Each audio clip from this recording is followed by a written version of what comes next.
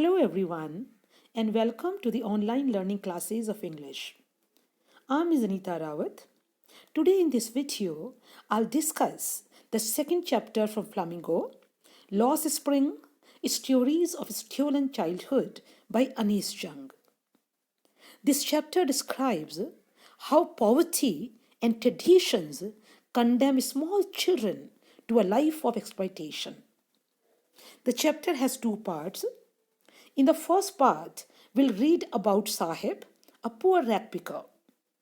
This part will give us a peep into poverty-stricken life of poor rag pickers. In the second part, we'll read about Mukesh, a poor bangle maker from Firozabad. Here we'll come to know about the hazards of working in glass bangles industry.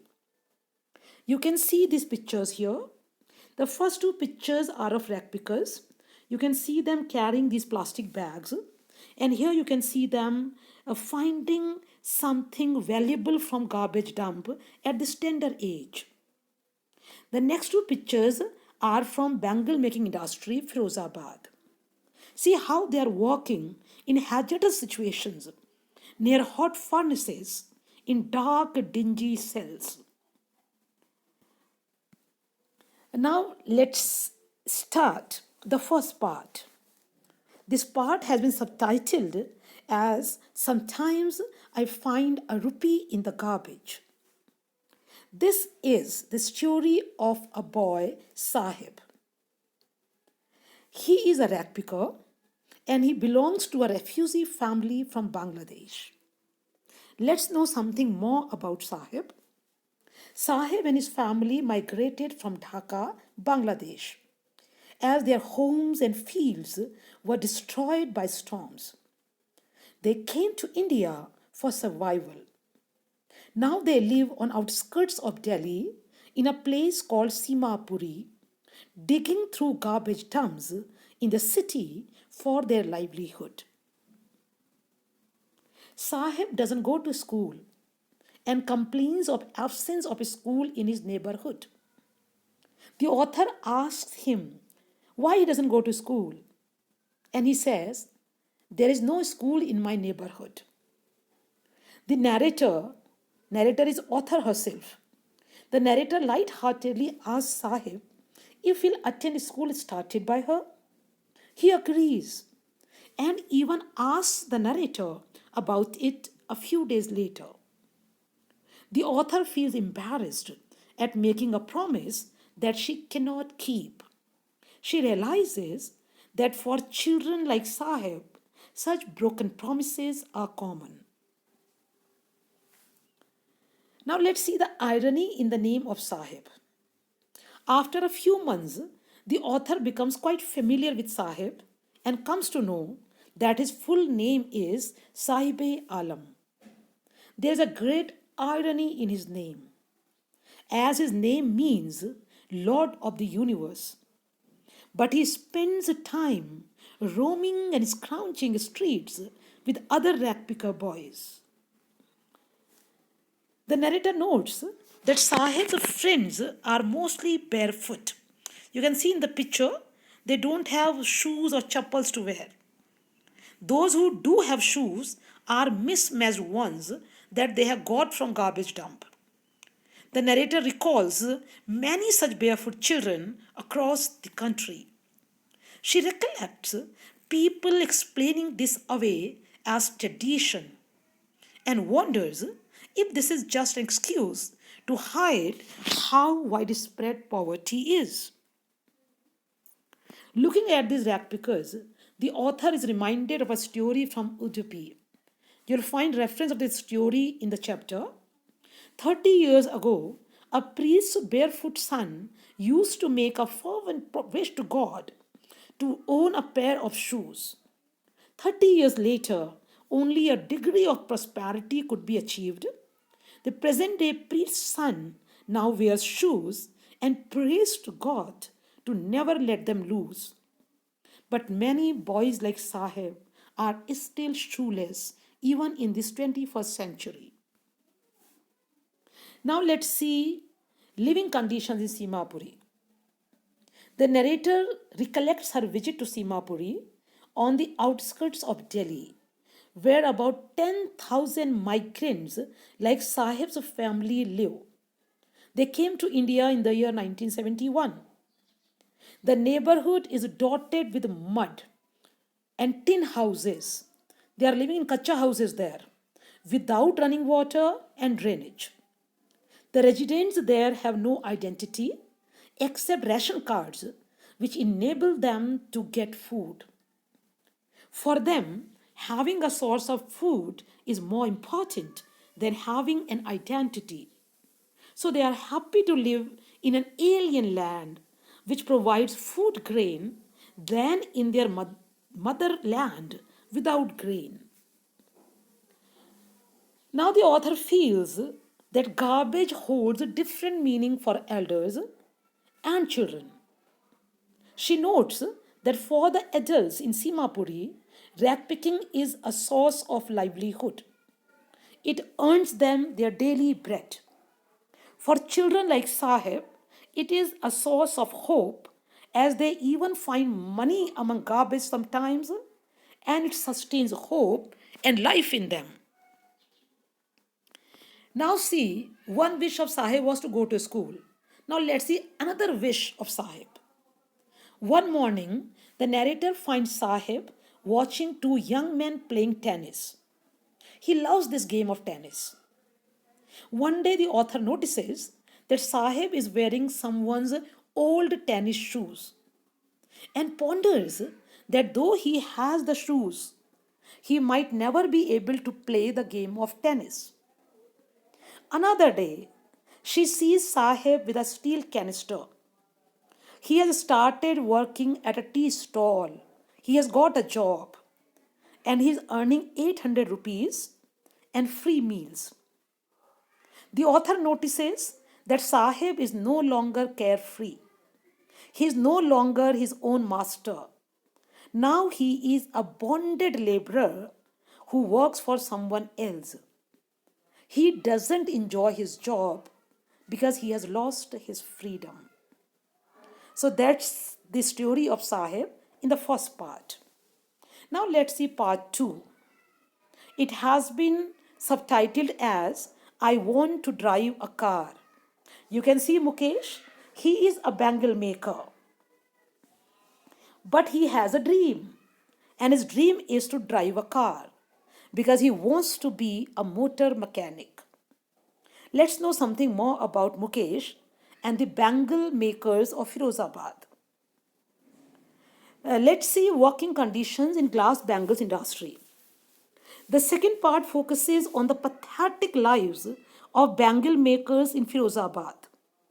Here families have spent generations working around hot furnaces, welding and making glass bangles. Around 20,000 children work in ill-lit, ill-ventilated, dark and dingy hot furnaces. There is no light, no air. They are there in the congested rooms. Children and adults work in high temperature, in unhygienic conditions. This leads them to lose their eyesight at a very early age. If child labor laws are enforced in Firozabad, it would free at least 20,000 children from this dangerous trade. Imagine 20,000 children below the age of 14 are working in hazardous situations in bangle making industry. Mukesh also belongs to one such family, but his ambition is to become a motor mechanic. He wants to learn to drive a car. His family is completely unaware that child labor is illegal and banned by law. Now let's see living conditions in Firozabad. What pathetic conditions these bangle makers are living in. The author describes her visit to Mukesh's home, which is situated in a locality with stinking lanes. All the houses are in pathetic condition with crumbling walls, wobbly doors, and no windows. Mukesh's family is also extremely impoverished. very poor, despite years of hard labor by Mukesh's father. Mukesh's grandmother believes that they'll never escape this as it is a family profession that they have been carrying on for generations. Poverty and lack of education condemn them to a life of exploitation and they accept it as their fate. Working in dark for hours together, their eyes become more adjusted to the dark than to the light outside, and they end up losing their eyesight. It's very ironical that they make colorful bangles, but there is no color in their life. Now, see atmosphere of hopelessness that prevails there. The narrator describes the sense of hopelessness that pervades in Firozabad. For instance, an old lady tells how she has never enjoyed a square meal in her lifetime. Youngsters too feel trapped and do not take any initiative because they are afraid of being harassed by the police. They are caught in a vicious circle that moves from poverty to indifference to greed and injustice. The author clearly sees two distinct worlds in Firozabad. One of the poverty stricken bangle makers, limited by their caste linked profession, because they are born in the particular caste, so they can do nothing else but bangle making. And the other world is the world of rich people. This is the word of the sahukars, the middlemen, the policemen, the politicians, and authorities who ensure that the vicious circle continues. You can see pictures of these two distinct worlds in Firozabad. These first three pictures, you can see sahukars lending money to these poor people on high interest. And second one, you can see pictures of policemen, bureaucrats. The third picture, you can see these factory owners. They are having luxury cars and they are leading very comfortable life. This, on the right hand side, you can see the pictures of these poor bangle makers, how hard they are working. And what do they get at the end of the day? Not even two times a full meal. They can't even make their two ends meet. So, this is the class inequality that prevails there. Now, see, Mukesh, he's different from the other people of his community. How? The author, she is really very happy by Mukesh's declaration that he wants to be a motor mechanic. His dream, though very modest, indicates that the next generation can come out of the web of poverty and tradition. As Mukesh doesn't want to be a bangle maker, he wants to be a motor mechanic. So there's the story of Mukesh. Now let's see important questions from the chapter. The very first question that is asked from this chapter is justify the title Lost Spring. Spring is the best season of a year. It is a season of renewal and growth. It brings color, fragrance, and freshness. The childhood of human life is just like a spring, as it marks the beginning of human life and has a tremendous scope for growth. It is full of joy, happiness, and positivity. Children anywhere are a source of great joy. But ironically, millions of children like Sahib and Mukesh experience no spring in their lives, for their childhood is consumed in making a living. Education, play, and pleasure are not for them to enjoy. They are bound to work to support themselves and their families. You have seen example of Sahib and Mukesh. Thus, the title brings out the depravity of child labor and in very telling way.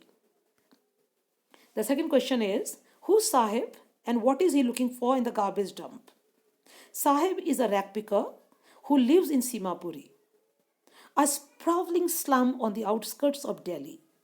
He belongs to a Bangladeshi refugee family which migrated to Delhi from Dhaka in the wake of 1971 Indo-Pak War. He is looking for gold in the garbage. Gold here means something valuable. Question number 3. Promises like mine abide in their bleak world. Explain. Here the author is referring to her promise to Sahib to open a school which she makes very light-heartedly. The word of poor people is full of such promises which are never kept. Such promises sow a seed of hope in the hearts of these unfortunate people, but later disappoint them as these are not meant to be fulfilled. Question number 4. What was Sahib's full name? How is it full of irony? Sahib's full name is Sahib-e-Alam. It's full of irony as his name means Lord of the Universe, but he is a poor, barefoot, and homeless ragpicker who roams around scrounging the garbage dumps in Delhi to earn his livelihood. What is the explanation given for the children not wearing footwear? Many poverty-stricken children like Sahib walk barefoot. It is said that staying barefoot is an ancient tradition. However, the truth is that staying barefoot is a forced necessity for these poor children. In the name of tradition, this perpetual state of poverty is hidden. Now let's see next question. What were two dreams of Sahib? Sahib had two dreams. He wanted to go to school and he wanted to play the game of tennis. He could not go to school as there was none in his neighborhood. The game of tennis was outside his reach. So he contented to watch the people playing it. Next question. What different meanings does garbage hold for children and elders? What's the reality? Garbage has different meaning for elders and children. For elders, it's the only means of survival as it makes them earn their daily bread. For children, it's something wrapped in wonder. They marvel at what new things they find in the garbage dump. If sometimes they find a currency note, it sustains their hope to get more. Where does Sahib get a job? How much does he earn? Is he happy? Sahib gets a job in a tea stall. He earns 800 rupees and free meals. No, Sahib is not happy. Like other children, he wishes to lead a carefree life. Moreover, now he is no longer his own master. He has lost his freedom. Now, here is a long answer. Describe the living conditions in Simapuri. Around 10,000 ragpickers live in Simapuri, an area bordering Delhi. They are mostly refugees who fled their country Bangladesh in 1971 and settled here for survival. They live in the houses of mud with a roof of tin and tarpaulin. The area is devoid of all basic facilities like sewage, drainage, or running water. In the name of identity, they have only ration cards. Picking garbage and rags earns them their daily bread, shelter, and livelihood. Children join their parents in this work.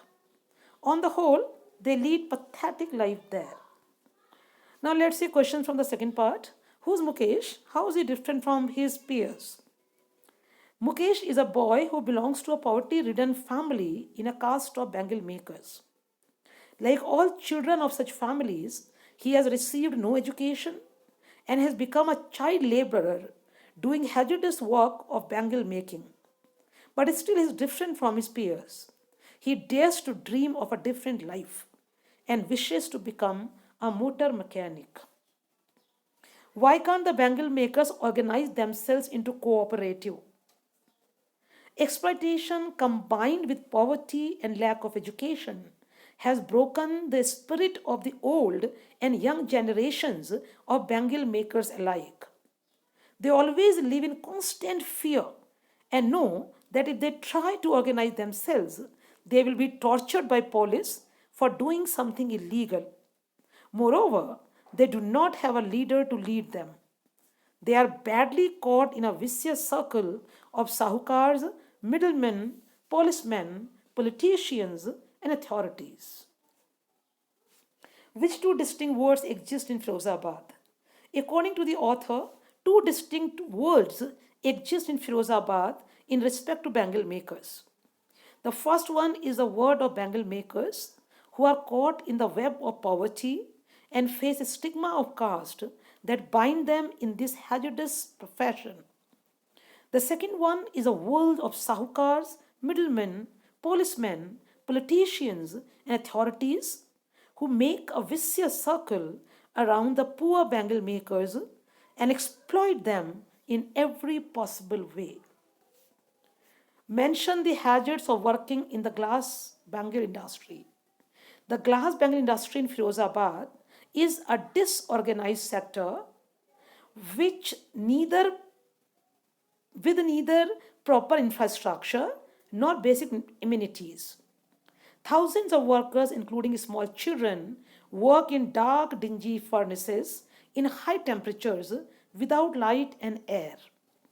They spend their daylight hours working very hard in these ill ventilated and ill lit cells in very unhygienic conditions. Their eyes get more adjusted to the dark than to light outside.